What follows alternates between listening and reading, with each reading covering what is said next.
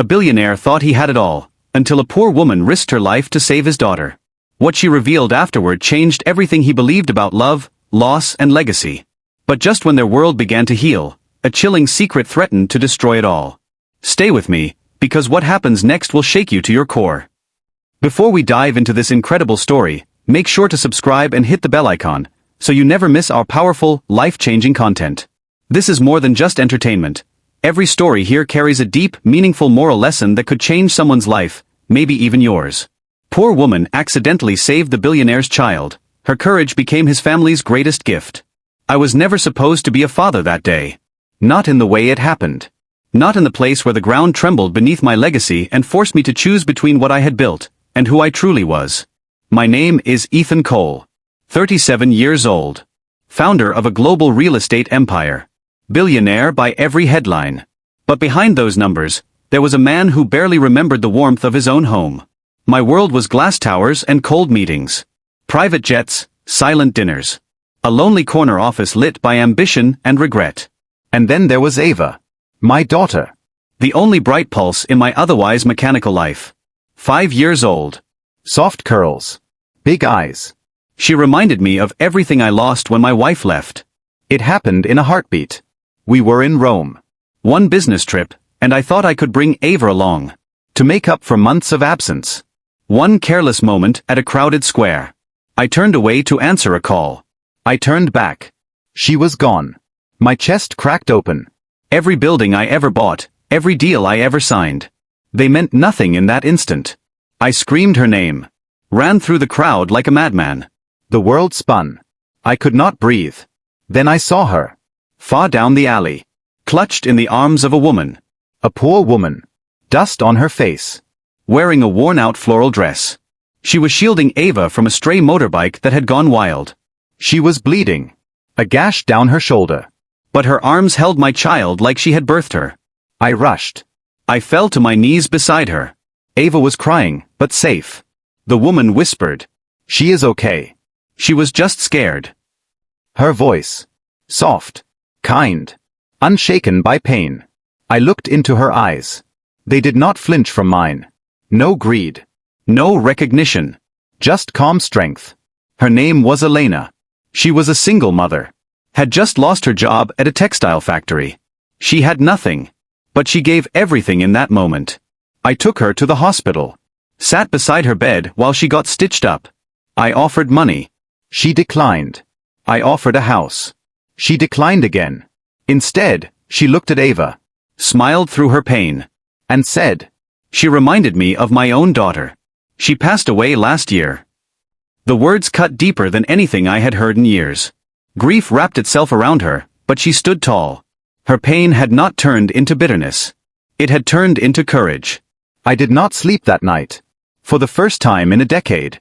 I was not haunted by stock prices or expansion strategies. I was haunted by how hollow my victories sounded. Next to the quiet nobility of that woman. In the days that followed, I could not forget her.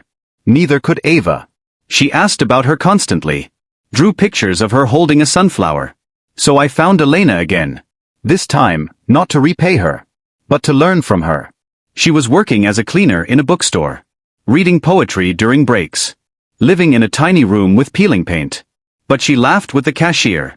Fed stray cats by the door. And always walked with dignity. I offered her a job. Personal assistant. She refused at first. Said she had no degree. But I insisted. I did not need credentials. I needed someone real. Someone like her. Elena came into our lives like spring after a long winter. She did not just help me manage schedules. She taught me how to listen. How to slow down. How to be present for Ava. She taught Ava how to braid flowers into hair. Told her bedtime stories in Spanish. Cooked meals that tasted like love and memory. And slowly, gently, she healed something broken in me. But the world does not stay silent when change begins. Rumors spread. Tabloids twisted the truth. Executives raised eyebrows. My board questioned my judgment. How could a billionaire associate with a cleaner? My reputation trembled. Investors whispered. But Elena never asked me to defend her. She simply said, people who have not lived through storms will always question those who carry umbrellas. And in that moment, I realized she had given me more than just my child's life. She had given me back my own. But the real test had not come yet. It arrived on a rainy Tuesday, when a former rival made a move so brutal that my empire teetered on the edge of collapse. Billions were at stake. Ava's future. My legacy. Everything. And what Elena did next was something I never saw coming. She walked into the boardroom. Not as an assistant. Not as a poor woman. But as the only person in that room with the strength to tell me the truth. She looked me in the eye and said, "Let it fall, if it was built without meaning. What matters is what you build next." Her voice was steady. Her gaze, unwavering. She was not afraid of collapse. She had already survived worse. I sat there, surrounded by men in tailored suits. All fixated on numbers, loss, risk. But her words cut deeper than any financial forecast ever could. "Your buildings may fall," she continued. "But your daughter will remember the man who stood back up. Not the one who clung to a crumbling throne." The room fell silent. Even the CFO looked away. And in that stillness, I knew. I had been building walls, not homes. Empires, not purpose. I stood up. Unbuttoned my jacket. Loosened my tie. And for the first time in years, I spoke from my heart, not from my net worth. "We will rebuild," I told them. "But this time, we do it differently. With people in mind. With meaning. With soul." Some laughed. Some left. Some stayed. But Elena stayed. In the weeks that followed, the media had a field day. Coal crumbles. Billionaire loses billions overnight. Cleaning lady in the boardroom. I read every headline, and then placed them in the fireplace. Because in our home, real stories lived in bedtime whispers and kitchen laughter. Not in tabloid ink. Ava flourished. She sang again. She danced in the rain. She asked Elena to braid her hair every morning. One evening, as I watched them from the doorway, I realized I was not watching a helper and a child. I was watching a family. Not the kind born in hospitals, but the kind forged in fire. Through pain. Through sacrifice. Through grace. But just when it felt like the storm had passed, life tested us again. Elena collapsed in the garden. I ran to her. My knees hit the soil. Her hands were cold. Her lips pale. The ambulance came. Sirens tore through the silence. At the hospital, the doctors whispered words I could not bear.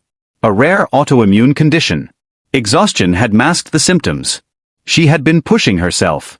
Too hard. Too long. Too quietly. I sat outside the ICU. My hands trembling. Ava clutched my arm. Tears on her cheeks. "She cannot leave us, Papa. She is our heart."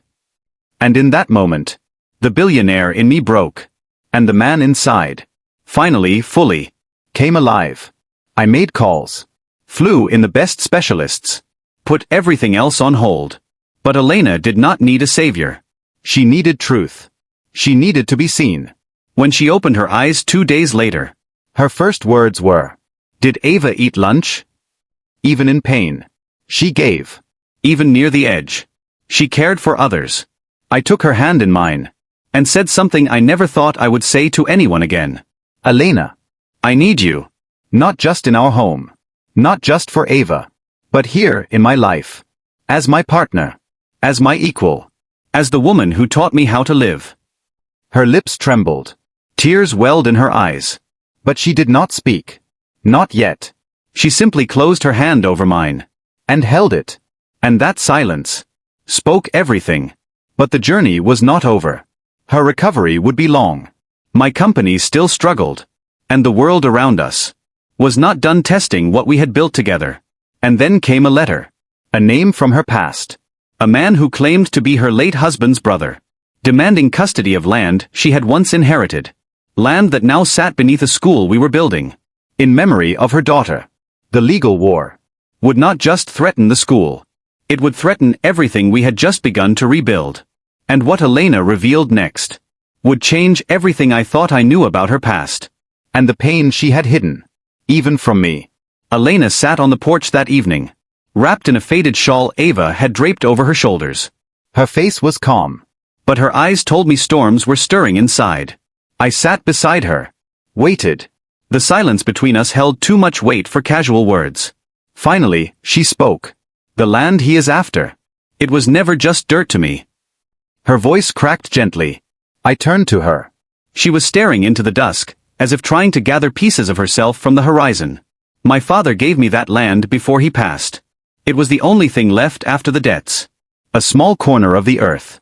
But it was sacred to me. It was where I buried my daughter. My breath stopped. I had not known. She had never said. Elena continued. When Sophia died, there was no one to help me with the funeral. I dug the grave myself. Under an old olive tree. I marked it with a stone. Just her name, carved by hand. She wiped her face with the back of her sleeve. But her voice did not tremble anymore. It steadied with every word. That man. My husband's brother. He left us when we were starving. Sold his share of the family home. Disappeared. She turned to me. And now he returns. Because he sees something valuable. Not because he remembers the girl buried beneath that tree. Anger boiled in me. Cold, focused. Not the kind of rage that lashes out. But the kind that builds empires to protect the people you love. I stood up. Then we will fight. Not just with money. With truth. With every voice, every law, every story. He is not taking that land, Elena. Not now. Not ever. But she touched my arm. Shook her head gently. I do not want war, Ethan. I want justice. And peace. For my daughter. For the children we will teach under that tree. Her words were wiser than my instincts. Stronger than my fury. We hired lawyers. Built a case. Unearthed documents from decades ago. But it was not just legal files. We found witnesses. Villagers. Old women who remembered the little girl with the flower in her hair. Who cried when they spoke her name. Sophia. We brought them forward. One by one. And in the courtroom. What won the case? Was not the power of money. But the power of memory. Of love. Of a mother who never stopped honoring her child. The land was saved. The tree protected. And the school opened its doors 6 months later. Elena's house. Read the sign. Underneath. In gold letters. Where lost daughters live again through learning. Ava cut the ribbon. Elena held my hand. And for the first time in my life, the applause I heard did not echo through empty halls. It echoed through my soul. But as the sun set on that day, and the guests faded, Elena took me aside. She was quiet. Almost hesitant. There is something I must tell you, she said. A small envelope rested in her hands. Yellowed by time. Unopened. My husband left me this. Before he died. I never read it. I was too angry. Too hurt. She looked at me. Searching my eyes for something. Would you read it with me? I nodded. Sat beside her. Held her hand. She opened the envelope. Unfolded the fragile paper. And as we read the first line, her breath caught. What was written inside would unravel everything she believed about his death. His choices. And why her pain was never hers alone. Elena's fingers trembled as she traced the first line. Her eyes darted across the page. Then paused. I could feel her heartbeat through the hand I held. Not racing. But heavy. Like it carried the weight of a decade. She handed me the letter. Read it, she whispered. I do not know if I can. I looked down at the page. The handwriting was jagged, rushed. Ink smudged in places. My dearest Elena. If you are reading this, then I did not make it. I failed you. But not in the way you think. I paused. Her eyes stayed locked on the letter. Even though she was no longer reading. I continued. They came for me. Not because of debt. Not because I ran. But because I tried to protect something I was never supposed to see. Something dangerous. I had documents. Proof. About what they were doing with the land. The land I gave you. Toxic waste. Hidden deals. They wanted to bury it all. Along with me. Elena gasped softly. Her hand shot to her mouth. Tears welled up, but she said nothing. I read on. I left you the land. Not because it was valuable. But because I believed you would protect it. That somehow, your strength would outlast their greed. I am so sorry for leaving you alone. Tell Sophia. I never stopped loving her. Her shoulders shook. Silent sobs. Tears fell like quiet rain. But her face was not broken. It was illuminated. The letter fell into her lap. She looked at me. "He died trying to protect us," she whispered. And then, in a voice laced with pain and clarity, "He was not weak. He was fighting the whole time. And I never knew." I wrapped my arms around her, held her as tightly as I could. She did not weep loudly. She simply let go of years she had carried alone.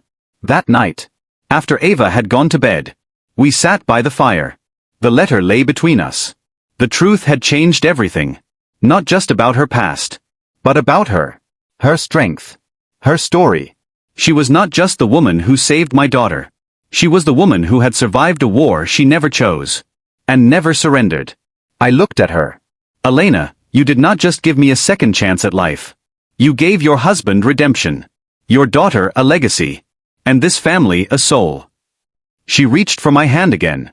Not as someone broken, but as someone whole. The next morning, we returned to the olive tree. Elena placed the letter in a small wooden box, buried it beneath the roots, and whispered, "Now she will know." But just as we stood to leave, a voice called out from behind us. A child. Thin. Barefoot. Holding a torn piece of paper. "Mr. Ethan?" I turned. Yes. The boy looked frightened, but determined. This is from my mother. She said to give it to you if anything ever happened to her." My heart sank. Elena reached for the note with trembling hands. Her face went pale. She opened it. Inside, only one line, scrawled hastily. "They know about the school. Protect the children. Tell no one." I looked at Elena. She looked at me. And in that moment, we both understood. The fight was not over. Not by a long shot. Elena folded the note slowly. Her hands were no longer shaking. They were steady. Like a flame rising against the wind. She met my eyes. "They are back," she said calmly. "Whoever tried to silence him back then, they were never truly gone." I looked at the boy. Barefoot. Eyes wide with fear but trusting. There was something in his posture. An urgency that felt like a thread unraveling a deeper truth. "What is your name, son?" I asked gently. "Matteo," he whispered. "My mama worked at the construction site. The one near the hill. She said men came at night. And buried barrels." Barrels. My mind flashed to the letter. The toxic waste. The buried secrets. I knelt down. "Where is your mother now?" Matteo looked away. His throat tightened. "She is gone." Elena's hand covered her mouth. She crouched beside him. Pulled him close. The way she held him. As if he was not just a messenger, but another soul trying to survive a storm she once knew too well. "We will protect you," she said. "I promise." That night, I dug. On the hill behind the school. Where the wildflowers looked just a little too vibrant. Where the soil seemed just a little too warm. It did not take long. 2 feet down. Metal. Rusted. Leaking. Marked with warnings in languages I did not recognize. But one thing was clear. This was no coincidence. This was no old crime. It was happening again. They were using the land. Our school. To bury their filth. I covered it quickly. Took photos. Called my private security team. Trusted men. By morning, we had a perimeter. By afternoon, the authorities were involved. But that was when the silence began. Calls stopped being returned. Government offices stalled. The local police chief was on leave. Every door we knocked on sounded like fear behind it. And then came the threats. A stone through our window at dawn. A message carved into the school gate. "Stop digging, or you bury her next." I held Ava tighter that night than ever before. Elena sat at the kitchen table. The letter from her husband in one hand. Matteo's note in the other. "We have to speak out," she said. I nodded. But not just here. Not just in whispers. I reached for my phone. Opened a live stream. The world had once watched me rise as a tycoon. Now they would watch us fight as truth-bearers. Elena sat beside me. No makeup. No script. Just raw honesty in her voice. She told them everything. About the land. The barrels. The threats. Her husband's death. The little girl buried beneath the olive tree. We showed the photos, the proof, the location, and at the end, she said something that shook the hearts of millions. My daughter may be gone, but she is still teaching children to dream. You cannot bury that with lies. The video went viral in hours. People came. Volunteers. Journalists. Activists. They stood around the school, hand in hand, forming a human shield. The ground beneath our feet was no longer just soil. It was sacred. It was defended. But as the crowd swelled, so did the danger. One night, while Elena was reading to Ava and Mateo, I received a call. Blocked number. A deep voice. You want truth? Truth has a price. And you are running out of people to pay it. I walked outside, looked at the moon, looked at the school, and knew the war we were in was not just about land, or secrets, or the past. It was about the kind of world our children would inherit. And I was ready to lose everything before I let them inherit fear. But what I did not know was that someone inside our circle was not who they claimed to be, and their betrayal would cut deeper than any threat from the outside ever could. I began to notice it in the little things. A missing file on my desk. A phone call that never reached me. Documents I had signed that looked slightly altered. At first, I dismissed it as exhaustion. We were fighting on all fronts. My body was tired, my mind stretched thin. But when the permits for the school's expansion were denied, without explanation, despite prior approval, I knew something was wrong. I stayed late in the office that night. Everyone had gone home. Even Elena had taken Ava and Mateo back to the house. I opened every file we had. Every email. Every transaction. Then I saw it. A transfer. Small, barely noticeable. Disguised as a routine vendor payment. But it led to a shell company. And that shell company was owned by a name I had not seen in years. Julian Rhodes. He was once my closest advisor. My right hand. He helped build my empire. Until I let him go for unethical practices. It seemed he had never truly left. He had planted someone close. Inside. I thought of the team. The small circle I trusted. And then my chest sank. Luis. My new legal counsel. Elena had vouched for him. He claimed to be an old friend of her husband's. Said he came to help. Volunteered countless hours. Smiled at Ava. Brought books for the school. But he also handled the permits. The documentation. The legal filings. He had access to everything. I could not breathe. My hands shook as I dialed. Elena, I said, trying to stay calm. Is Luis there with you? She paused. No. He left an hour ago. He said he was going to the municipal office. Why? My stomach turned. Elena, listen to me. Take the kids. Go to the guest house. Do not come back to the main property tonight. Lock the doors. Call Jacob, tell him to stay with you. Her voice sharpened. Ethan, what is going on? I will explain everything soon. Just trust me. Please. I ended the call. Then pulled up the last GPS ping from Luis's company vehicle. He was not headed to the municipal office. He was going toward the storage compound. The one near the site. The one where we had kept all the evidence. The photos. The sealed barrel fragments. The old maps. The soil test reports. I got in my car. Drove fast. Faster than I should have. The compound sat on the edge of the city. Remote, surrounded by trees. Quiet. Too quiet. The gates were open. Lights were off. I entered cautiously. My footsteps echoed against the steel and concrete. Then I smelled it. Smoke. Rushed toward the archive room. And saw the flames. Files curling into ash. Hard drives melting. And Luis. Standing there. Gas canister in hand. Expressionless. You should not have come, he said coldly. My heart pounded. I stepped forward slowly. Why, Luis? Why betray her? Her husband was your friend. He shook his head. Her husband was a fool. He got in the way of something bigger. Something profitable. He looked at me. Eyes devoid of remorse. You are making the same mistake. The fire raged behind him. And then he pulled something from his coat. A small flash drive. Held it up. This is the only copy left. And you are not leaving with it. I took another step. I am not afraid of you. No, he said. But you should be afraid of what happens. If the truth dies here tonight. He turned. Tossed the drive toward the flames. I lunged. Caught it midair. My palm burned against the heat. But I held it. Luis charged at me. We fought. Two men fueled by different kinds of fire. One to silence. The other to protect. But I was not alone. Sirens wailed in the distance. Elena had called Jacob. He had followed. Security burst in. Luis was restrained.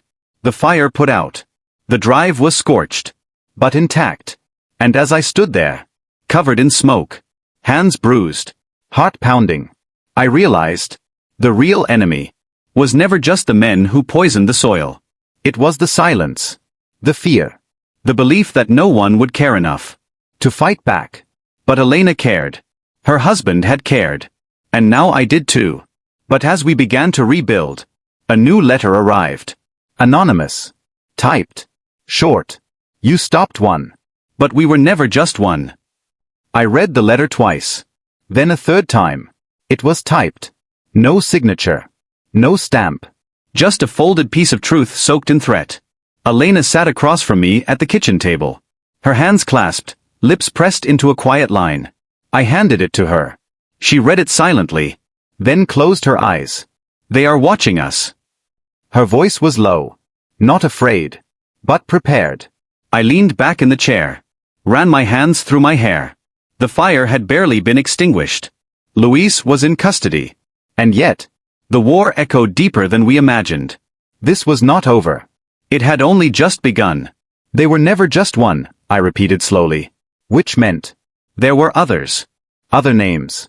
Other hands. Other roots digging beneath the surface. Of everything we were trying to build. I opened my laptop. Pulled up the archived reports again. The barrels. The land. The ghost companies. Then I cross-referenced names. Found 3 other properties across the country. With nearly identical purchase patterns. Same legal tricks. Same silent ownership. All connected to Shadow Grove Holdings. A name I had never heard. A name that did not appear on any public registry. But a name that sat beneath each poisoned acre. I looked at Elena. We are not dealing with a man. We are dealing with a machine. Her face was pale. But her eyes met mine. Resolute. Then we take down the machine. And just like that, our next mission was born. We assembled a team. Not lawyers. Not CEOs. But truth diggers. Journalists. Activists.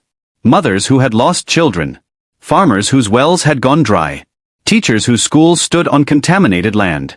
We gave them voice. We gave them platform. We told our story. Every chapter. Every scar. And then we uncovered something. That brought it all crashing into focus.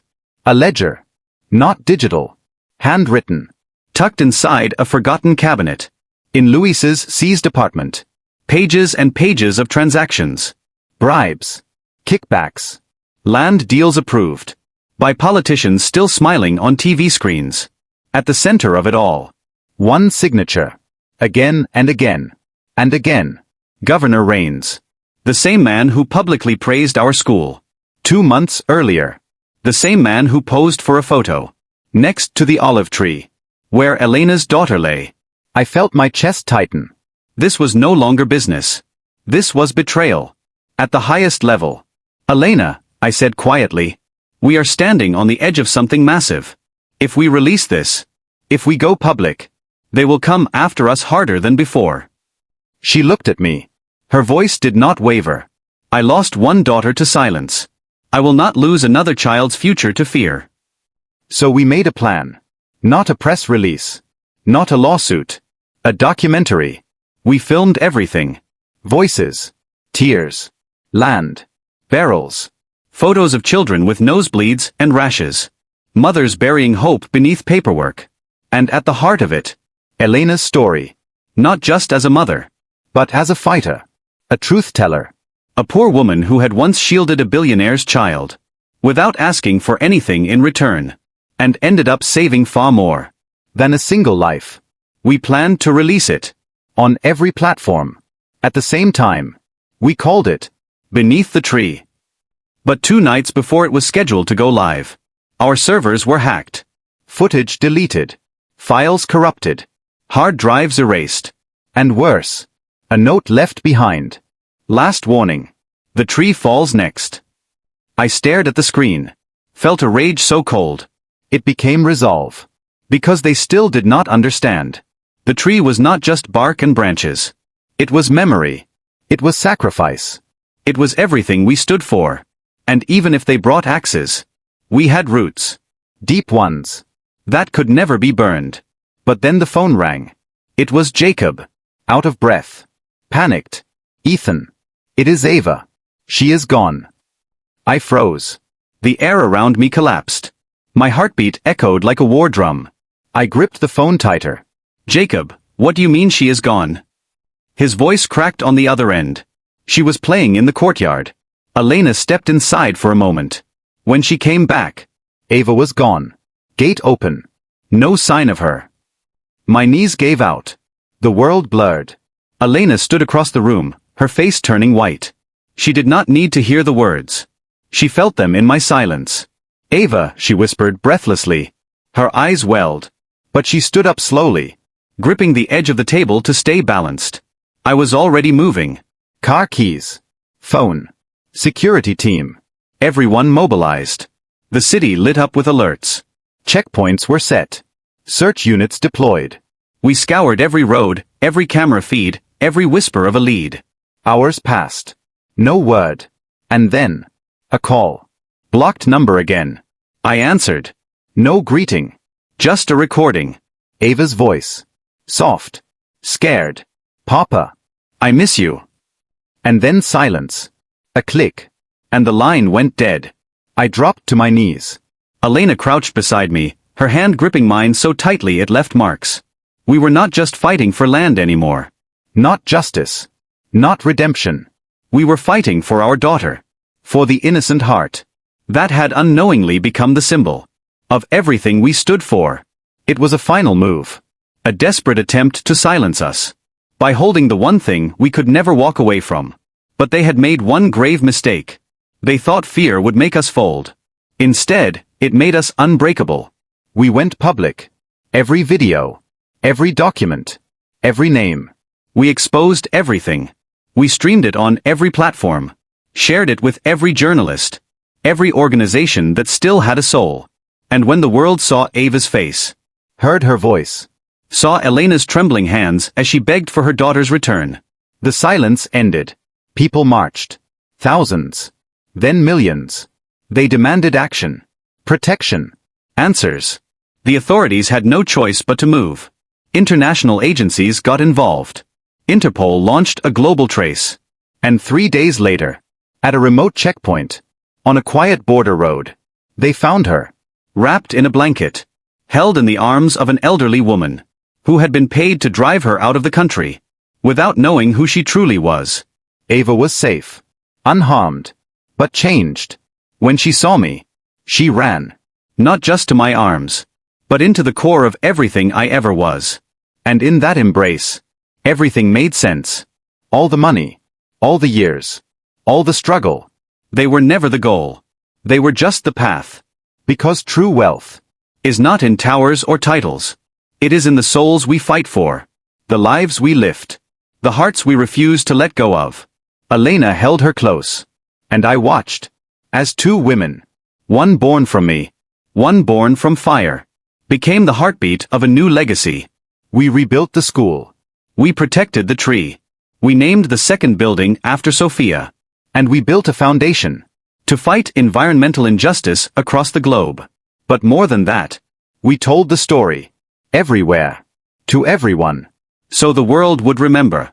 Sometimes, the poorest hands carry the greatest courage. Sometimes, the smallest voice shakes the tallest tower. And sometimes, a woman with nothing to her name can become the greatest gift to a family that had everything except purpose. Moral of the story. No matter who you are, where you come from, or how broken your past may be, there is always a moment, a choice, a courage that can rewrite everything. The true measure of a soul is not what it owns, but what it protects. And sometimes, the greatest legacy we leave behind is simply the love we dared to live by. This is our story. And now, it is yours too. thank you for listening. Never stop believing in the power Of truth, of love, and of brave souls who speak. Thank you for listening to this heartfelt story on Brave Souls Speak. If it moved you, share it, comment below, and remind someone out there. You are never alone.